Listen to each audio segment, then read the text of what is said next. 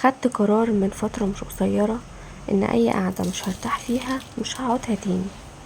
اي حد حاسة انه جواه مش حلو مش هستحمله لأي سبب من الاسباب. مفيش حد مضطر يتعامل مع ناس سلبية بتستنزف طاقته وصحته النفسية. وكمان انا مش مجبرة اتعامل مع حد بيتكلم عني في ظهري وحش ومش صافيلي من جواه 100%. التمسك والاحتفاظ بالناس دي مؤذي نفسيا جدا. وكمان مش هسمح لأي حد انه يهد كل اللي بنيته في شخصيتي على مدار السنين لمجرد ان يبقى حواليا لمة، عشان اللمة اللي تهد لمة كدابة. تقليل الاحتكاكات مهم، وتصغير الدوائر من وقت للتاني صحي جدا.